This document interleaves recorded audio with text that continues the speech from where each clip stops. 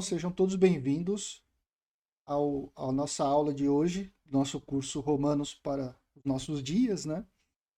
E hoje vamos continuar, então, no capítulo 2. Nós vamos continuar aqui a partir do versículo 6 e ir adiante, concluir o capítulo 2 hoje, possivelmente. Antes de mais nada, eu gostaria de fazer uma pergunta para vocês que estão aqui. Na última aula, semana passada, eu falei sobre o julgamento de Deus, que todos passaremos por um julgamento justo, né, de Deus. Sim. O que você acha desse julgamento? O que você pensa sobre esse julgamento? Você já parou para pensar um pouco sobre isso? Você acha que poderá haver neste julgamento ah, algum tipo de barganha para com Deus? Será que eu poderei chegar diante de Deus e falar, mas Deus, eu fui uma pessoa boa no mundo, não matei ninguém, não roubava, vivi a minha vida tranquilo, então eu mereço ser absolvido ou absolvida do meu, seja lá do que for, entendeu? Como que você acha que será esse julgamento? Como que você imagina que será esse julgamento? Porque você, não sei se você se lembra, mas na semana passada eu disse que nós vimos que todos irão participar do dia da ira e da revelação do justo juízo de Deus. Falei um pouco sobre isso, sobre o dia da ira. Até falei um pouco sobre a minha visão escatológica, por exemplo, sobre a vinda, sobre a volta do Senhor Jesus Cristo, sobre falei um pouquinho sobre ali o período de tribulação, falei sobre o reino milenário, falei sobre o trono branco, mas eu não entrei nos detalhes escatológicos aqui, porque este não era o objetivo, mas é, o texto fala desse justo julgamento. Todos irão participar. E aí, o que você acha sobre isso? Biblicamente, esse tipo de alegação não vai ter nenhum efeito, né? Porque a Bíblia diz que todos pecamos, né? E destituídos estamos da glória de Deus e, e não há salvação que seja por obra, né? Não há mérito nenhum em salvação. Inclusive, eu até me pergunto se, eu já não tenho certeza sobre isso, mas aqueles que já creram em Jesus, né? Uhum. Assim, já estão julgados, digamos assim, né? Porque já creram e já têm a sua vida resguardada, o seu nome escrito no livro da vida. Então, não passaria pelo julgamento, né? Agora, aqueles, né, que não creram ou que não tiveram essa experiência serão julgados por uma questão, digamos assim, de justiça, de completude do processo, né? Deus não vai deixar essa pessoa sem o seu devido julgamento, né? É como se fosse um processo judicial mesmo, né? Ela Aham, vai ser julgada e o processo será concluído. Será encerrado o caso, né? E a aham. pessoa será condenada de maneira justa, como Deus é justo. É o que eu imagino aqui. Bem, bem. Quando a gente fala do justo juízo de Deus, ou do julgamento de Deus, né, do capítulo 6 a 11 aí, nós estamos falando que Deus ele vai aqui Falar retribuir, alguma coisa. está falando aqui que Deus vai retribuir a cada um segundo o seu procedimento. Versículo 6 do capítulo 2. Olha só o versículo 6 do capítulo 2. Deus retribuirá a cada um conforme o seu procedimento. O retribuir aqui é dar, é devolver. E está relacionado ao julgamento mesmo, né? Versículo 6 mostra. À primeira vista aqui, logicamente, parece que o apóstolo Paulo ele está se contradizendo na sua doutrina de justificação, porque Paulo ensina nos seus escritos a revelação de Deus, é Deus quem ensina que a salvação é pela fé e não por obras. Isso é uma doutrina nas escrituras. Agora, vale a pena recordar aqui que ele não está tratando ainda o tema principal da carta nesse trecho. Aqui no versículo 13, o apóstolo simplesmente está se baseando em um princípio geral da justificação. Olha o versículo 13. Por quê? Não somos, porque não são os que ouvem a lei que são justos aos olhos de Deus, mas as que obedecem à lei, estes serão declarados justos. Ué, como assim ele será declarado justo? Porque a justificação não é pela fé? Entendeu o que eu quero dizer? Este texto aqui, Paulo não está falando sobre a justificação para a salvação, mas ele está introduzindo o assunto para tratar de uma forma mais detalhada mais à frente. Então aqui ele está mostrando um princípio geral da justiça. Ou seja, aquele que praticou a lei será declarado justo. E é certo, está correto isso. Está correto isso. E isso está sendo aplicado ao juízo de Deus, a todos aqueles que têm vivido em Cristo. O que eu posso dizer é que todos aqueles que têm vivido em Cristo, eles terão o seu julgamento, entre aspas, aqui, e serão galardoados segundo as suas obras, podemos dizer assim, mas o critério não serão as obras, porque aqueles que são julgados, entre aspas, aqui, segundo Cristo, ou que passaram por Cristo, ou que têm Cristo em seu coração, eles não serão condenados, porque, como o André lembrou aqui, eles já são declarados justos. Então, quando Paulo está falando de um julgamento aqui, ele está falando de uma forma global, de uma forma geral. Todos irão se ajoelhar diante do trono de Deus para serem julgados.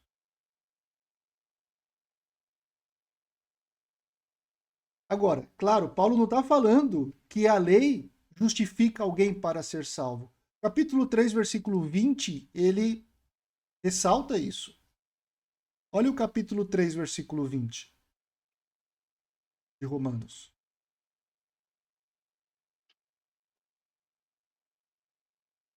Olha só, capítulo 3, versículo 20. Portanto, ninguém será declarado justo diante dele aqui é Deus, baseando-se na obediência da lei, pois é mediante a lei que nós nos tornamos plenamente conscientes do pecado.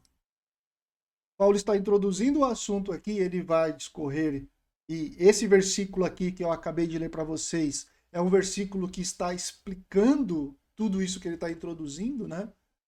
Ninguém é declarado justo diante da lei. Por quê? Os judeus que estavam ali na igreja de Roma, eles tinham essa ideia.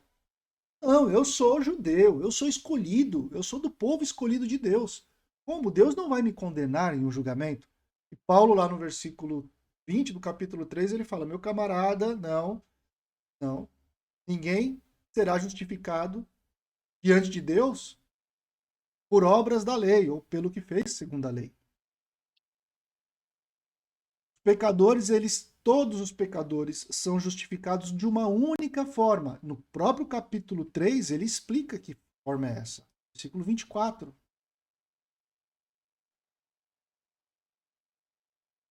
Versículo 24 do capítulo 3. Olha só o que diz lá. Pois todos, versículo 22, né? Eu li o 20. Vamos ler o texto todo, né, gente? Vamos parar aqui de preguiça, né? Eu vou ler do 20 ao 24, tudo bem? Todos comigo aí? Ok. Olha só. Portanto, ninguém será declarado, ninguém será declarado justo diante dele baseando-se na obediência à lei.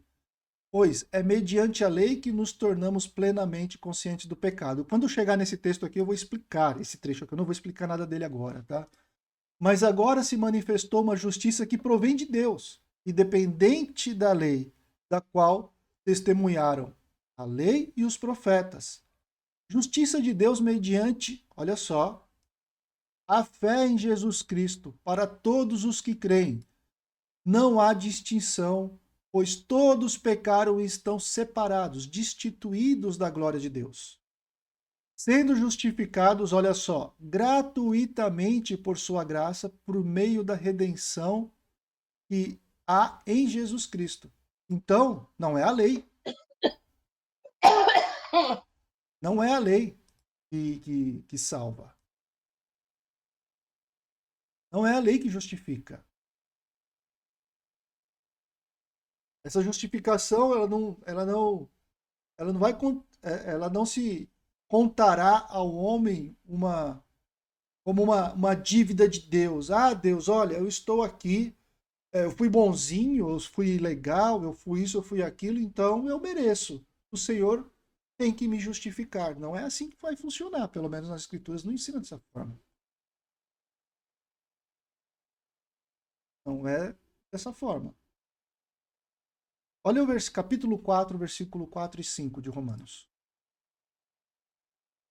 Capítulo 4, versículo 4 e 5. Ora, o salário do homem que trabalha não é considerado como um favor, mas como dívida. Todavia, aquele que não trabalha, mas confia em Deus que justifica o ímpio, sua fé lhe é creditada como justiça. Deus não deve nada a ninguém.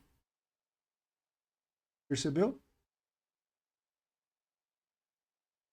A pessoa que vai ser justificada, ela será justificada mediante a fé. Sua fé lhe é acreditada como justiça. É o que Paulo disse anteriormente no capítulo 3. É mediante a fé. Então não adianta a pessoa tentar barganhar. Não adianta.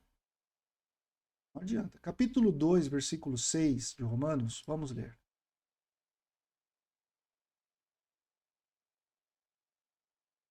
Capítulo 2, versículo 6. Nós já lemos, né? Deus retribuirá a cada um conforme o seu procedimento. E aqui indica, no versículo 6, qual será a forma que Deus vai atuar no dia do juízo. Como que ele vai agir no dia dos juízes com aqueles que não contam com os recursos da graça de Deus no seu coração? Aqui ele está falando, o texto está dizendo como que Deus vai atuar com aqueles que não têm Jesus em seu coração, na sua vida. E aqui a gente consegue ver um dualismo em si. Então, aquele que tem Jesus, aquele que tem Cristo em seu coração, segundo o versículo 6, retribuirá cada um conforme o seu procedimento. Mas qual é o procedimento principal que será o critério para o julgamento? Porque parece que quando nós lemos esse texto, dá a entender que, peraí, então aquela pessoa que tem Jesus no coração, ela não peca mais? Talvez você possa pensar dessa forma. Ela passa a ser um ser diferente do da sua pecaminosidade com relação aos ímpios? Sim e não ao mesmo tempo. Eu vou explicar. Quando você aceita Jesus como Salvador e tem o Espírito Santo habitando em você, você passa a ter um advogado diante do Pai que o justifica do seu pecado. Como ensina as Escrituras. Jesus, o justo, nosso advogado que intercede por nós e tal. Quando você aceita Jesus como Salvador, você passa a ter o selo do Espírito Santo ensinado em Gálatas, por exemplo. O selo do Espírito Santo é o batismo, que nós conhecemos como batismo do Espírito Santo, algo que acontece no momento em que você aceita Jesus como Salvador. Este selo tem um destinatário, é o próprio Deus, né, em si. O selo, ele existe para guardar, para fechar algo que precisa ser entregue a alguém. Em si, então, o seu pagamento, como nós já vimos anteriormente, o seu pagamento de dívida para com Deus foi pago mediante o sangue de Jesus Cristo. Não é que nós deixamos de pecar, todos nós somos pecadores nesse corpo. Um dia deixaremos, o dia que formos para a glória, o dia que formos transformados deste corpo de corrupção por um corpo glorificado. Mas este corpo peca. E Jesus, ele é muito interessante que Jesus ele aumentou a régua quanto à pecaminosidade humana. Pecado assim, se você olhar e desejar, você já adultera. Não precisa ir lá e adulterar, cometer o adultério. Basta olhar e desejar, você já cometeu adultério. Aí ferrou. Por quê? Porque Jesus subiu o nível. Ali ele explicou de uma forma clara e objetiva que todos nós somos pecadores e carecemos da glória dele. Porque o pecado faz parte do nosso ser, nossa carne. Agora, aquele que não tem Jesus em seu coração, o sangue derramado na cruz do Calvário não pagou o seu pecado, porque ele não aceitou o resgate. Então, qual é a principal obra no julgamento? A principal obra no julgamento é Cristo. É Cristo. Talvez você me pergunte assim, mas quem viveu antes de Cristo? Nós vamos ver aqui nos... Okay? Os versículos 7 a 11, por enquanto, ele já define o que tem sido dito lá no versículo 6. Esses versículos aqui, então, ele vai mostrar qual será a retribuição divina no julgamento, né? Versículo 7, por exemplo, diz o seguinte: Ele dará a vida eterna aos que, persistindo em fazer o bem, buscam glória, honra e imortalidade. Versículo 7. Isto é, os que obedecem à lei, né? Os que vivem segundo a sua graça, misericórdia, os que vivem segundo Cristo, ou segundo Cristo. A este será dada a vida eterna. Paulo define como glória, honra, a vida eterna que é definido como a glória, como honra, como algo incorruptível e como e paz também. E os que fazem o mal, versículos de 7 a 11, ele também define aqui. São os que são mentirosos, desobedientes, etc. e tal, que nós já lemos esse texto. Eles que distorcem a verdade. Foi revelada para eles antes mesmo da Cristo, através da natureza, da consciência. Aqueles que obedecem à injustiça. Estes serão dados à indignação de Deus, à ira de Deus. E essa indignação, essa ira de Deus é definido como tribulação e angústia. Tribulação e angústia. Essa distribuição da justiça, ela se fará de duas partes. Primeiro para o judeu e também para o grego. Porque para Deus, todos são todos. Não há acepção de pessoas aqui. Vamos ler dos versículos 7 em diante aqui. Versículos 7 a 11. Olha só o que está escrito. Ele dará vida eterna aos que persistirem em fazer o bem, buscam glória, honra e imortalidade. Aqui ele classificou um grupo, aqueles que têm a vida eterna, aqueles que receberam a vida eterna. E ele vai definir isso, que quem tem a vida eterna é quem tem Jesus em seu coração. Vai perceber isso no decorrer dos estudos aqui. Depois ele fala, mas ele vai dar ira e indignação para os que são egoístas, os que rejeitam a verdade e seguem a injustiça.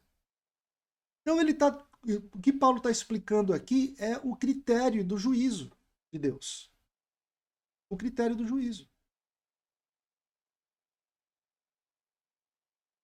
Haverá tribulação e angústia para todo ser humano que pratica o mal.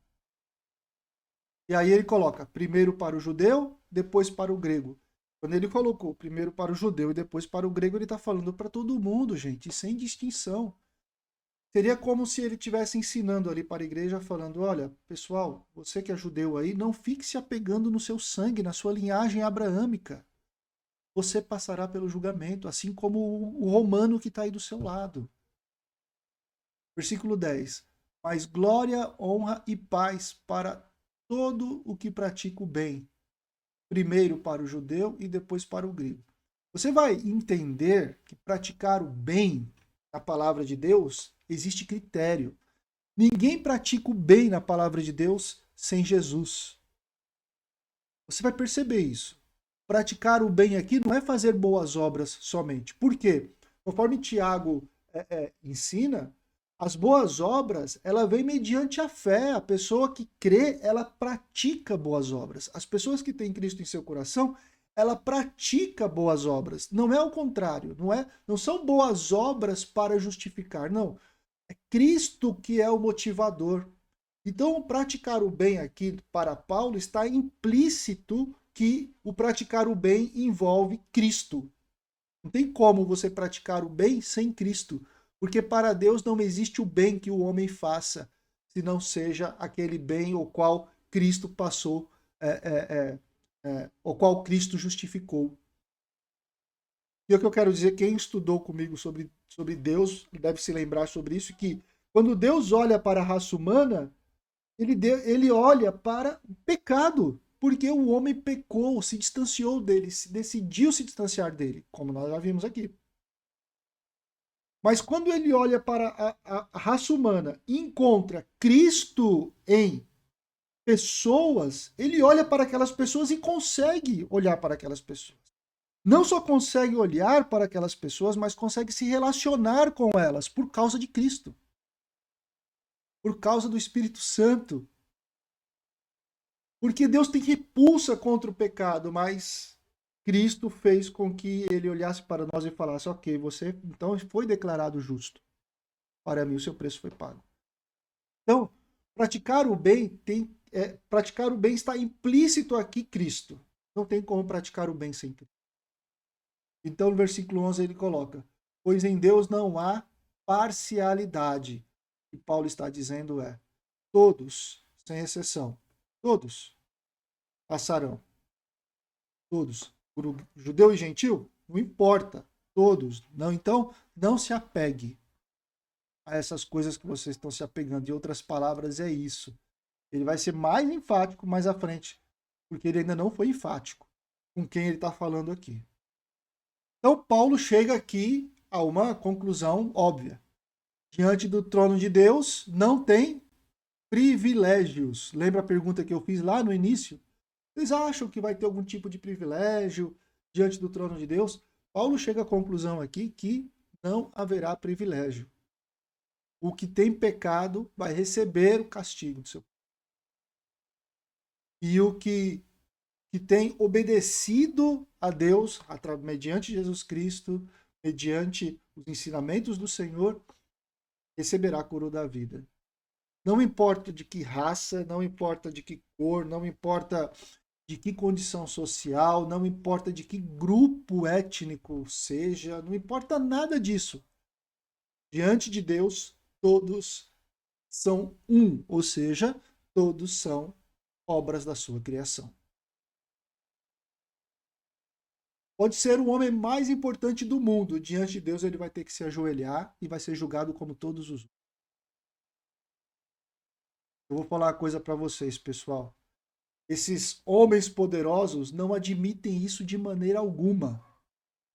Como eu vou me ajoelhar? Eu vou ter que prestar conta igual todo mundo? Eu não sou igual a todo mundo. Fazem-se deuses de si próprios. E dia que tiverem que prestar conta, infelizmente, eles vão ter que cair na real. Diante de Deus não existe ídolos. Diante de Deus não existem juízes, ministros, políticos, reis. Diante de Deus não existem artistas, celebridades. Diante de Deus existem criaturas dele. Diante de Deus existem pessoas que estarão diante do seu trono para prestar conta. Agora, pensa um pouquinho. Fala isso para uma pessoa que se acha Deus. De maneira alguma essa pessoa vai aceitar um tipo de ensinamento como esse que as escrituras colocam. Não. Peraí, isso aí que você está falando, isso aí não é Deus, não. Deus não é assim. Deus é amor. Eu sou um filantropo por causa disso. Eu sou um filantropo porque eu sei que eu fazendo bem, quando eu chegar diante de Deus, Deus é amor, ele vai entender que eu agi com amor e vai me justificar. O universalismo com relação à salvação é mais ou menos uma ideia dessa. Vocês sabem o que é o universalismo? O universalismo prega que todos são salvos. Basta você estar ligado à igreja. E aqui é a igreja de Roma especificamente. Então todos são salvos. Se você não estiver na igreja ou ligado à igreja, você é um pagão. E aí você não é salvo. Se você estiver ligado à igreja, não importa o que você faça, todos vão ser salvos. Quando chegar diante de Deus, Deus, por amor, justificará a todos. Desculpa, mas não é isso que a gente encontra nas Escrituras. E não é isso que você está encontrando aqui na carta aos Romanos. Não sei se você percebeu. Não sei se você percebeu. Todos serão julgados de acordo com seu procedimento. E você vai ver que o procedimento principal que Paulo coloca aqui é Cristo. Você vai perceber isso nos ensinos aqui. Deus não faz. O seu juízo é verdadeiro contra aqueles que fazem o mal. Versículos 12 a 15. Vamos ler? Todo aquele que pecar sem lei, e aí vem a resposta daquela pergunta: ah, mas e aqueles que morreram antes de Jesus e tal, que não aceitaram a Jesus e etc, etc. Vamos ler aqui então, de 12 a 15. Todo aquele que pecar sem lei também perecerá. O perecer aqui é morrer ou passar pelo julgamento, não importa. E todo aquele que pecar sob a lei aqui é conhecendo a lei. A lei aqui que Paulo está colocando é a lei mosaica, tá bom, pessoal? A lei dada ao povo judeu. Pela lei será julgado. Em outras palavras, ele está dizendo: todo aquele que pecar sem lei também será julgado. Será mais ou menos isso. E todo aquele que pecar com a lei será julgado. É isso. Porque, olha só, versículo 13. Porque não são os que ouvem a lei que são justos aos olhos de Deus, mas os que obedecem à lei, esses serão declarados justos. Realmente, a lei mosaica, ela existiu como um instrutor, como um professor. E a palavra no hebraico lá dá essa ideia mesmo, tá? Dá a ideia de algo que instrui, algo que direciona, é uma ideia de pedagogo mesmo. A lei, ela serviu para isso, para instruir o povo, para viver de acordo com o que Deus queria, de acordo com o que Deus quer. Né? Então, por isso, Paulo coloca aqui: porque não são os que ouvem a lei que são justos aos olhos de Deus, mas os que lhe obedecem. Por isso que ele colocou dessa forma. Estes são declarados justos. De fato, versículo 14. Quando os gentios que não têm a lei praticam, olha essa palavra, naturalmente o que ela ordena, tornam ou se tornam lei para si mesmo, embora não possuam a lei. Vocês se lembram daquele ensino no capítulo 1 sobre a revelação de Deus? Tem que fazer um link com isso daqui. A revelação de Deus à humanidade. Versículo 15. Pois mostram que as exigências da lei estão gravadas no coração, ou gravadas em seus corações. Lembra que eu falei sobre o DNA de Deus na sua criação, no ser humano? Fazer o link, tudo aquilo lá no capítulo 1. Disso dão testemunho também a consciência e os pensamentos deles. Lembra da revelação de novo. Ora acusando-os, ora defendendo-os. Bom, Paulo acrescenta algumas provas aqui que podemos dizer aqui que desmontam, ou aliás, que demonstra, acho que demonstra a imparcialidade de Deus. Ele está dizendo aqui que todos serão julgados, independente do período, independente da época, independente se conhece a lei ou não, independente se é judeu ou gentil. Ele continua nessa ideia. Cada um será julgado de acordo com a luz do que tem tido, do que tem recebido, do que tem se revelado a ele. Versículo 12 ele colocou: todos aqueles que pecarem sem lei perecerão. Beleza, e todos aqueles que pecarem com a lei serão julgados. Deus não faz acepção aqui entre quem é pagão e quem é judeu. Ah, não, mas porque eles não tiveram a lei judaica ou a lei mosaica, eles não vão poder ser julgados? Não é isso que Deus está dizendo aqui. Deus está falando, eles vão ser julgados também. Ah, então, mas aquele povo que é o povo escolhido de Deus, eles não vão ser julgados? Não, eles vão ser julgados sim, porque eles tiveram a lei e não seguiram a lei. E aqui é uma via de mão dupla, né? O gentio poderia pensar: não, eu não vou ser julgado por Deus porque ele não deu a lei para mim, para que eu possa segui-la, então como que ele vai me julgar? E o judeu poderia pensar: eu não vou ser julgado por Deus porque Deus me deu a lei, eu estou seguindo a lei. Ele achava que estava seguindo a lei, né? Eu estou seguindo a lei, como que ele vai me julgar? E Paulo está falando aqui: não, não, todos serão julgados. Deus vai castigar todos de acordo com seus procedimentos, independente da lei mosaica ou não.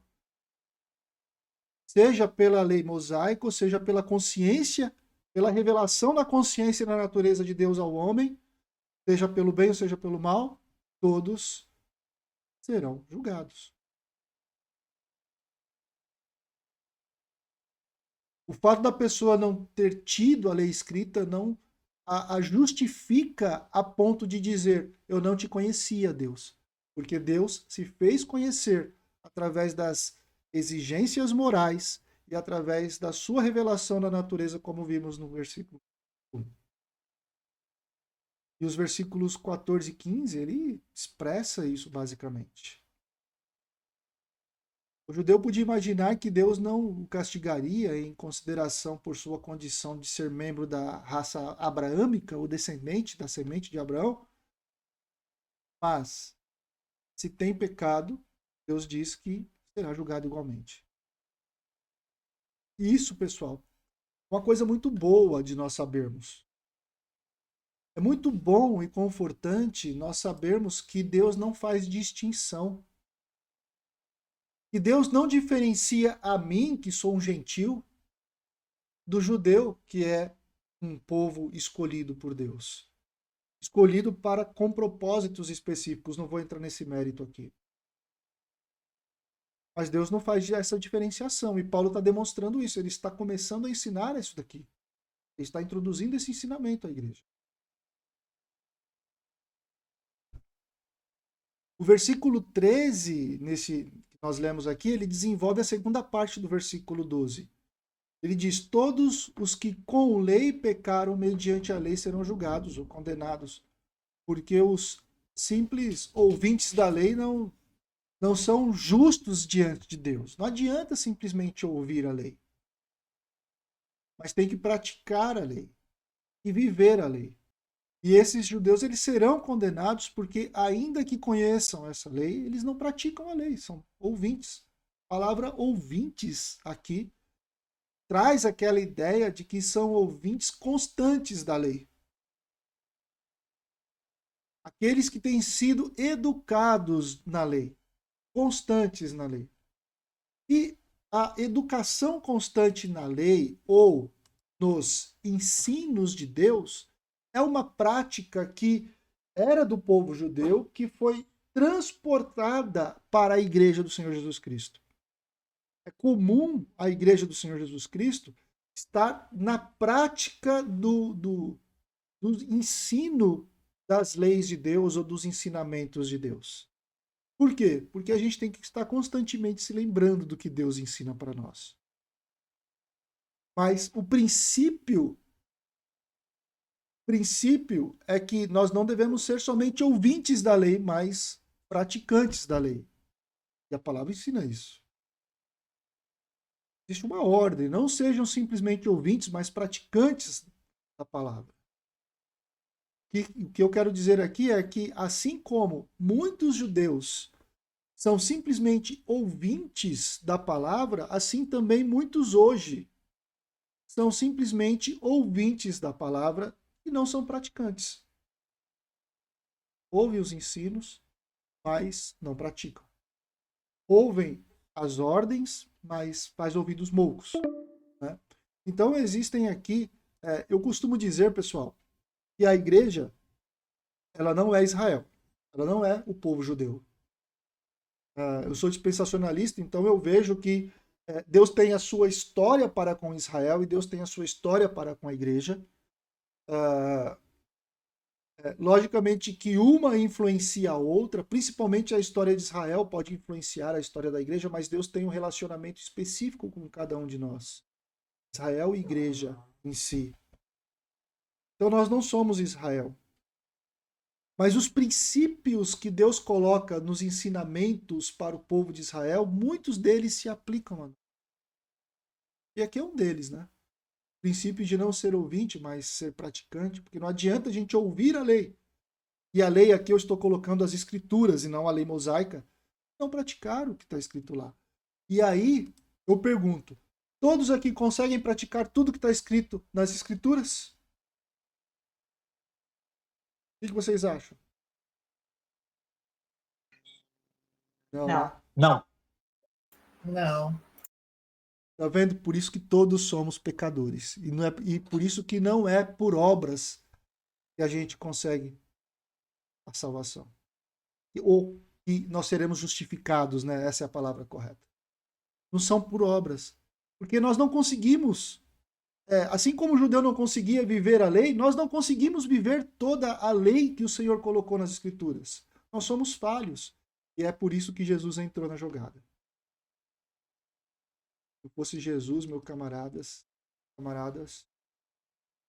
negócio ia estar feio. Ia estar ruim. Versículo 14 e 15 desenvolve a primeira parte do versículo 12, como eu disse, né? Em si. Eles praticavam, mas nada. Aliás, eles tinham a lei gravada nos seus corações, mas não testemunhavam a lei no seu procedimento e na sua consciência. Seus pensamentos acabavam sendo contrário a Deus. Diferente daqueles outros ímpios que não tinham a lei, mas tinham a lei gravada em seu coração, e por causa desta lei gravada em seu coração, o procedimento deles era um procedimento que lembrava da existência de Deus, como vimos no versículo 1. Então, o pensamento destas pessoas os acusavam de fazer algo certo ou errado por causa das leis morais implantadas nessas pessoas. Então, o juízo de Deus ele vai tomar como base os seus ensinamentos morais. E, logicamente, nos ensinamentos morais vocês vão ver que o topo é Cristo. De novo. Então, o juízo de Deus é justo. Ele não vai condenar nenhum inocente. E ele não vai justificar nenhum ímpio de ninguém. E isso nós podemos ver nas Escrituras. Isso nós podemos ficar seguros. Talvez você pergunte assim, como pode, né? Como é possível? Porque todos pecaram. Todos aqueles que pecaram sem lei também vão perecer sem lei? Como é possível que Deus vai condenar os pagãos, os que não tinham tido a oportunidade de conhecer a verdade em Jesus Cristo? A verdade é que o fato é que Deus não tem. A verdade é que não tenham a lei de Deus escrita no livro, mas tinha no seu coração e na sua mente.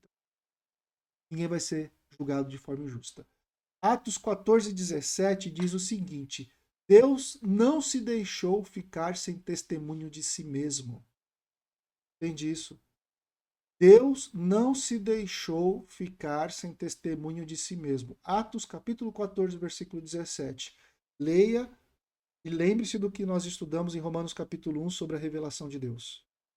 É isso que Atos está dizendo. Deus não deixou não se deixou ficar sem testemunho, ou seja, ele não se deixou de se revelar. ele se revelou na consciência e por meio da natureza. Capítulo 1, versículo 19 e 20, como vimos. Todo mundo sabe que Deus existe. Todo mundo sabe que existe um divino. Todo mundo sabe que existem leis morais. Mas, como vimos no capítulo 1, muitas pessoas esconderam a justiça de Deus e preferiram a injustiça.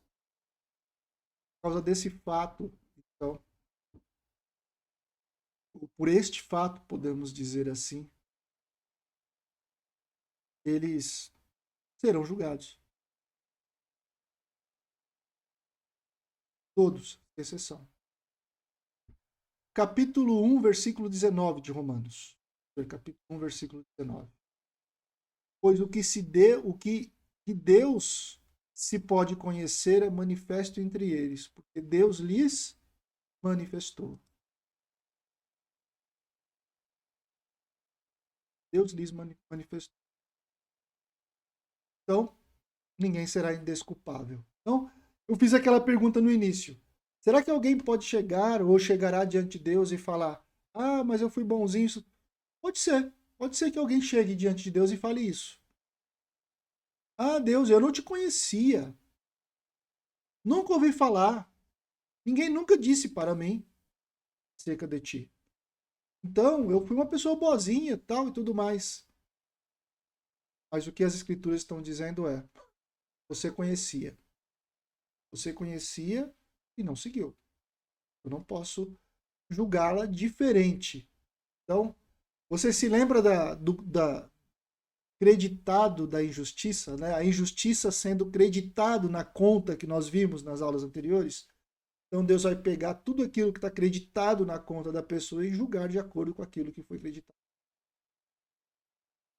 Deve se lembrar disso que vimos nas aulas anteriores. Pessoal, esta é a triste realidade da humanidade, ou do destino da humanidade perante Deus.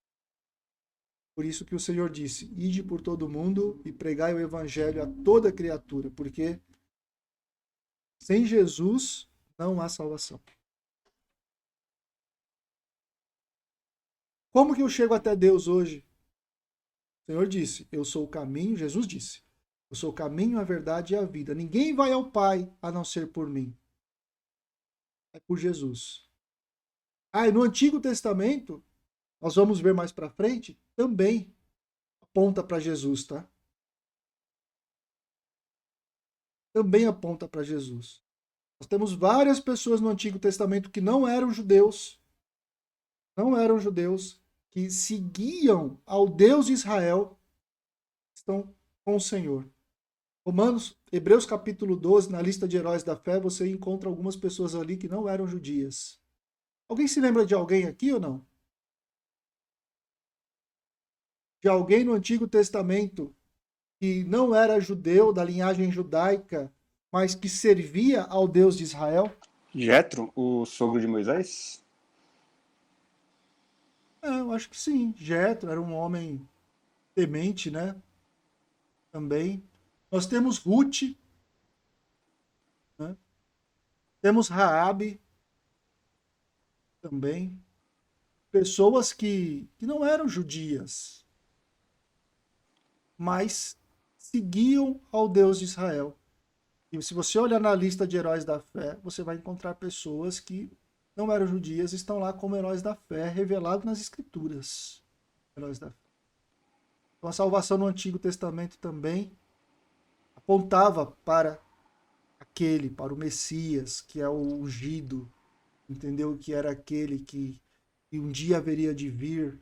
E a salvação no Antigo Testamento também era um ato de Deus, né? Conduzindo a pessoa.